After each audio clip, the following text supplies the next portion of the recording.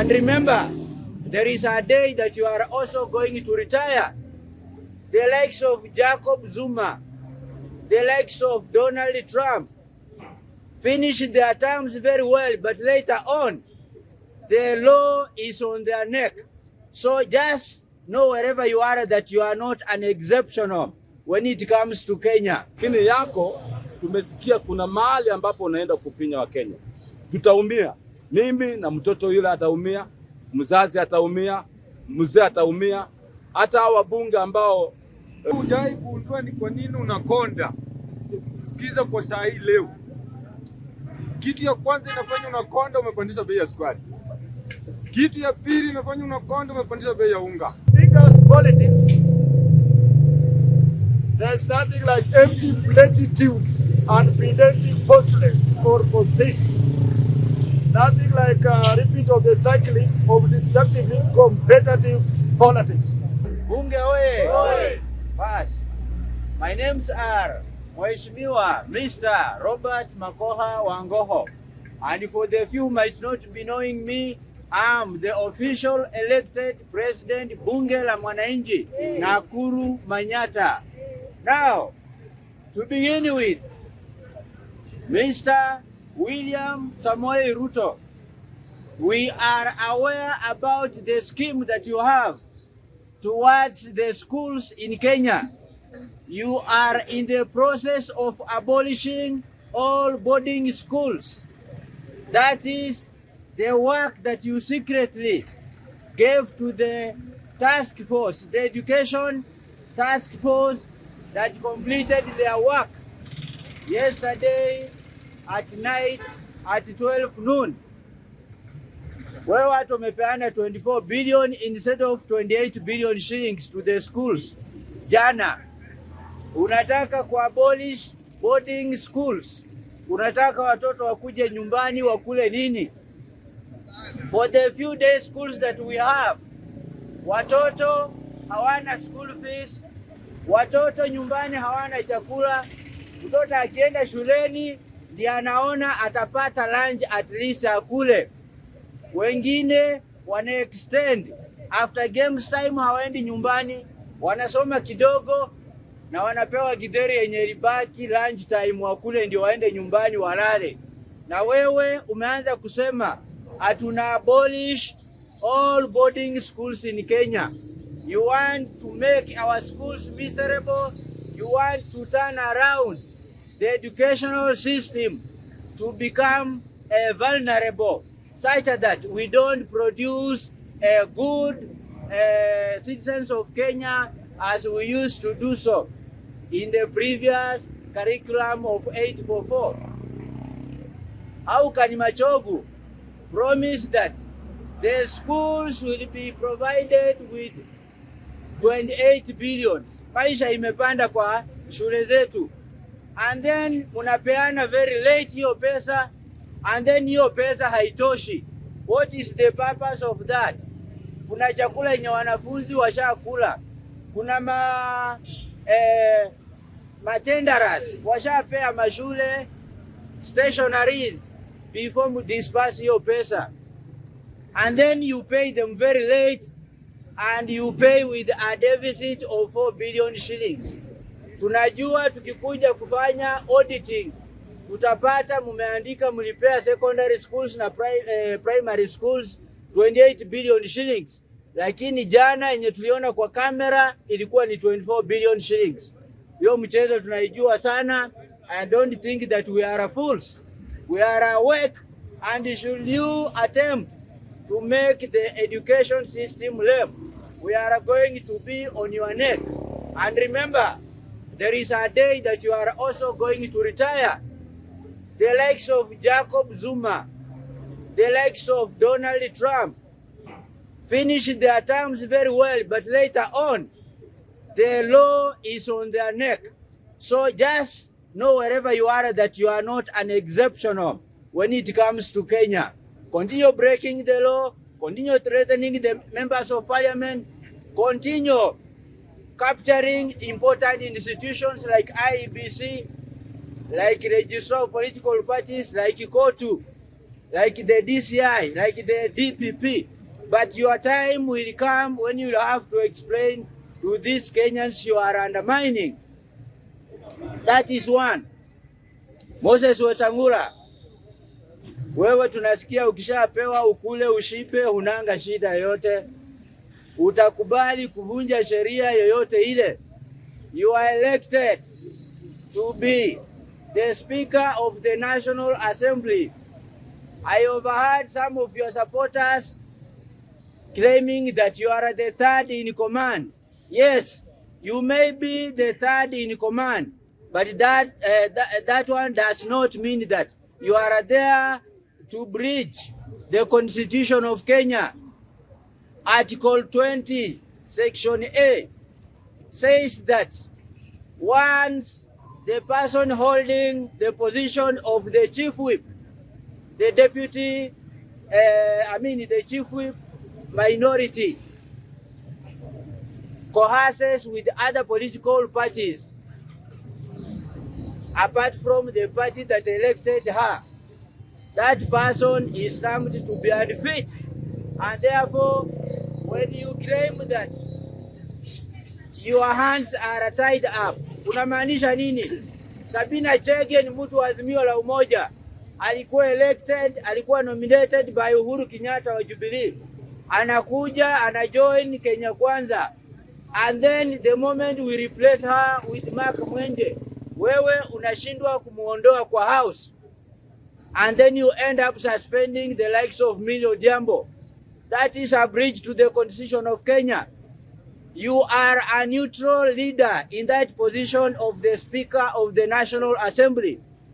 Don't begin coercing with the Kenya Kwanza regime. Don't begin getting orders from President Ruto to sabotage your ruling of the House. Sabina Chege kama ameenda chama ingine, hata akona bahati ni nomination alipewa akakuwa hapo. Kama angekuwa alipigiwa kura na mwananchi, tungekuwa tushaitisha by election. And the likes of Jalango pia tumewangoja tu. Tunajua mnaenda kupitisha hiyo bill. Hatutakubali watu kama hao. Tunanyima vijana wenye wanajiweza kusimamia wananchi nafasi. Ninyi mnapewa ticket ya ODM, mnapewa ticket ya Jubilee. Mkifika kwa National Assembly mnatuambia mnafanya kazi na serikali. Serikali, you don't need to bootlick it before you are given development in your area. Your constituents are entitled to development, whether they voted for the president or not. Kwa hivyo, members of parliament mnafuata Ruto na mlichaguliwa na wananchi. Nyinyi ni washenzi sana, and we are not going to sit back and relax. Tunawaona sana na wakati wenu unakuja. So by next week Tuesday, tunajua parliament itakuwa imepokea hiyo finance bill, na the likes of Kachagwa bado wanaambia journalists kwamba ati wana incite the public. Sasa journalist is a neutral person. How can you say that by a person covering the news, that person is inciting the public? How can you say that when the opposition leader plays his role of overseeing the government, of putting the government into check, you say that he is inciting Kenyans? Kenyans have incited themselves already because of the high cost of living, because of their public participation not being taken seriously. You are taking them for granted.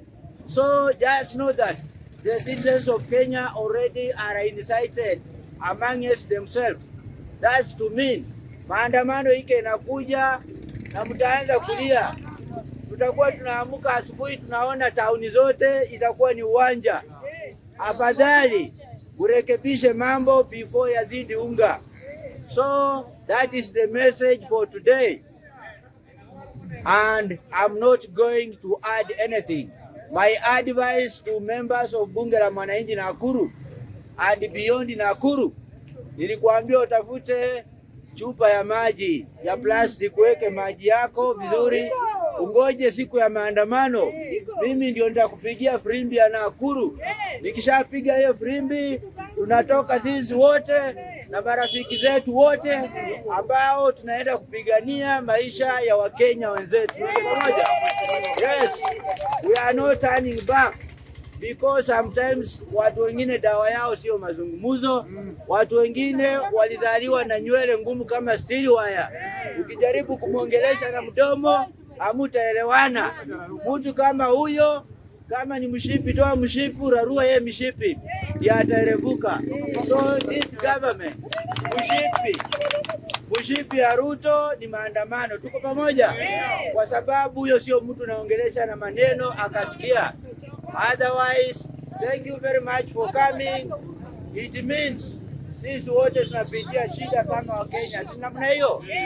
Thank you very much. Karibu tena. Na tulisema hivi, ukiwa na job, ulizia mwenzako, unaweza fanya job fulani. Tuko pamoja? Sababu sisi wote tunapitia shida moja.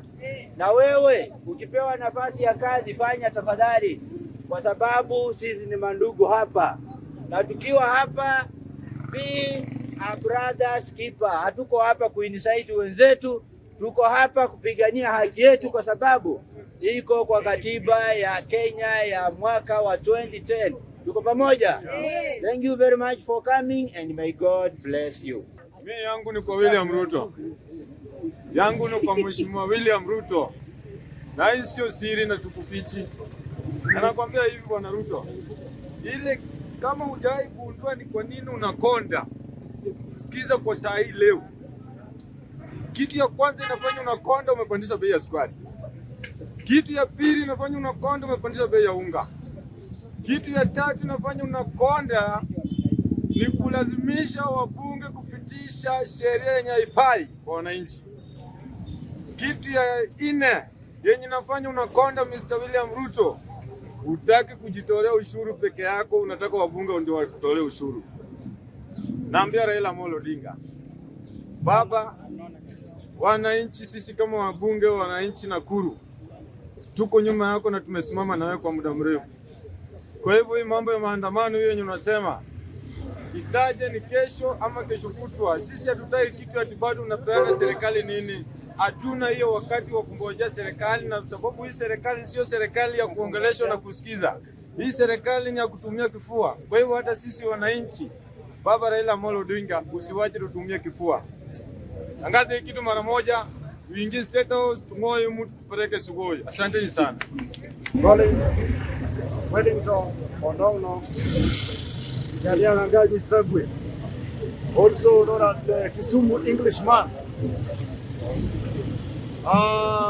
Graduated summa cum laude from the College of Chemistry at the University of California.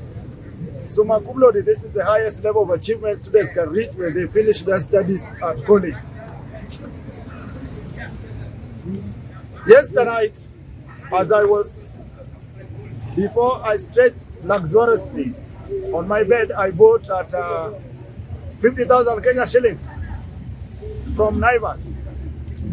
I was to watch Citizen Live at 9, and I saw that it was just like it was historic, melodramatic, over-dramatic, climactic, fantastic, as Odinga maintained his stand that the best solutions, the only panacea to finance bill problem is maandamano. Kenya is suffering from gastritis with upper GI bleeding and moderate anemia. So the kind of drugs, the best drugs to be used there is not omeprazole 40 milligrams BD for 5 days or Ranferon syrup 10 mils BD for 1 month.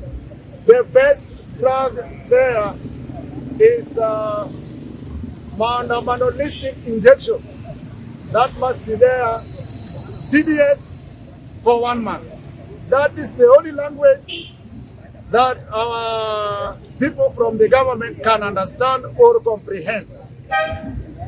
It is too good to be true that Odinga was born for a purpose, and that is to bring glory and honor to this nation in Jesus' name. Receive the grace to run this road race of life with joy and fulfillment, recognizing and appreciating all the victories and a lot of successes that have been made through him. Is here to make this country saturated and with God's presence so that people can experience the manifestations of God's glory and power. Odinga's politics, there's nothing like empty platitudes and pedantic postulates or conceit. Nothing like a repeat of the cycling of destructively competitive politics. So he maintained that the finance bill is more dangerous than coronavirus. It's more dangerous than cryptosporidium. Cryptosporidium is a parasite that is found in water and can cause infections inside the body. Finance bill is more dangerous than hypothyroidism. Or we talk about Creutzfeldt-Jakob disease. Creutzfeldt is C-R-E-U-T-Z-F-E-L-D-T. This is a disease that gradually destroys the brain.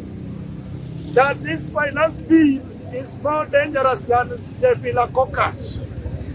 And Staphylococcus is a type of bacteria that causes infection in some types of the body, such as the skin and eyes. So we must proceed with whatever was said by somebody who once was Prime Minister of the Republic of Kenya.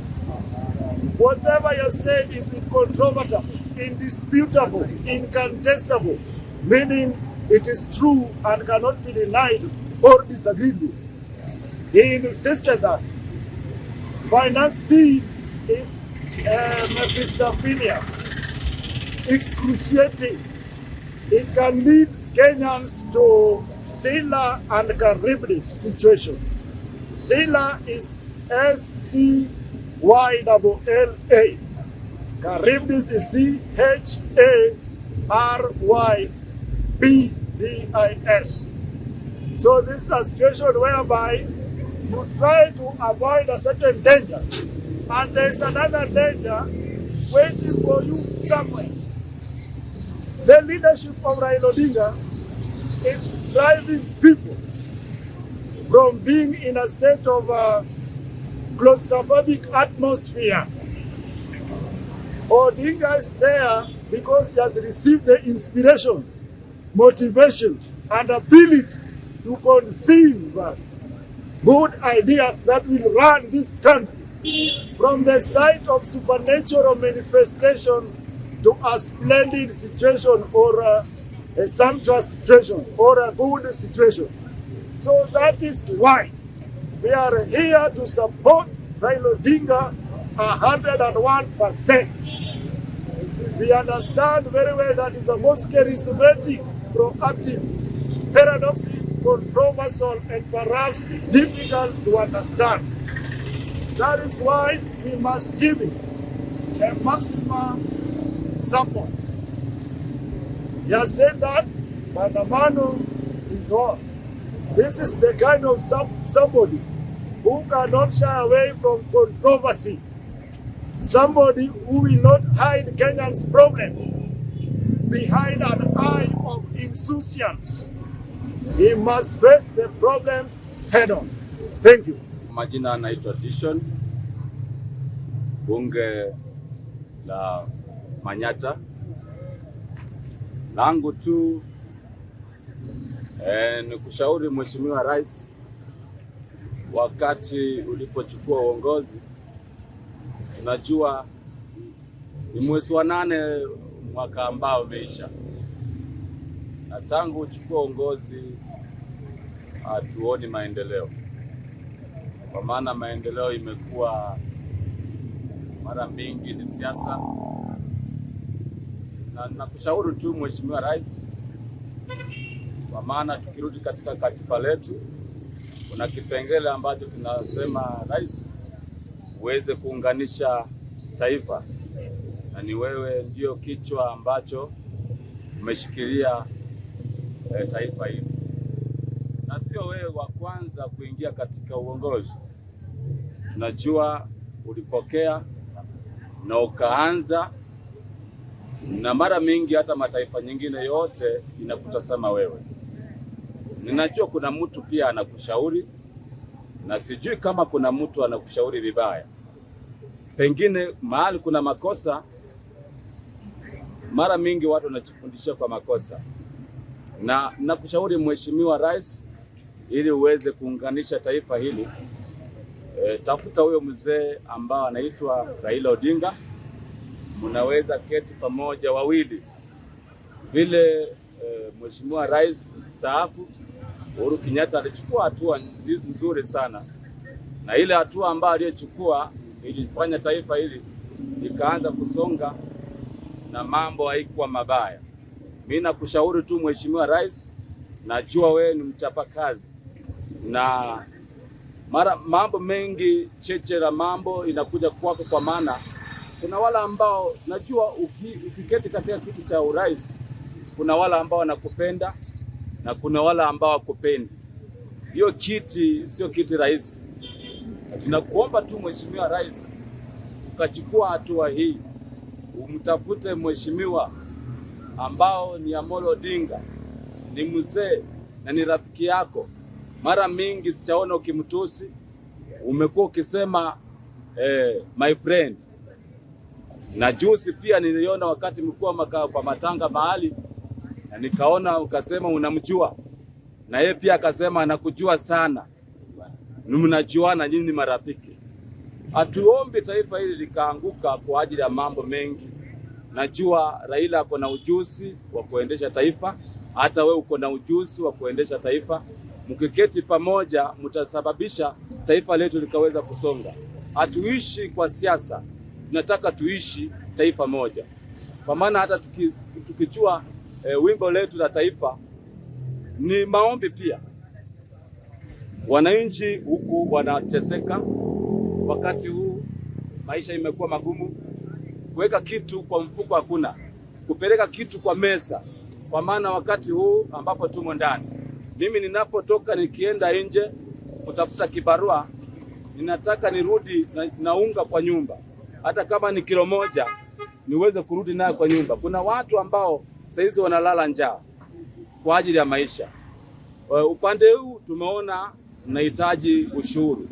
Tutakataa ushuru. Ushuru ni kujitegemea. Lakini ushuru ambao umeweka Mheshimiwa Rais uko juu kwa mtu wa chini. Kwa maana ushuru hautakata mtu mwingine wa chini na juu, wote watakuwa leba moja. Tunahitaji tu ukaweza kushukisha ushuru huo, kwa maana serikali zote ambazo zimeendeshwa, hakuna serikali ambayo inaendeshwa bila ushuru. Lakini yako tumesikia kuna mahali ambapo unaenda kupinya wa Kenya. Tutaumia. Mimi na mtoto yule ataumia, mzazi ataumia, mzee ataumia, hata hao wabunge ambao wako pale kwa bungeni pia wao ni binadamu, kwa maana pia wao wanahitaji wakati wa mshahara. Wakati huo wanapitisha hiyo kipengele, wakipitisha hiyo kitu, tutaumia sisi wote, na tutaka kuumia katika taifa hili.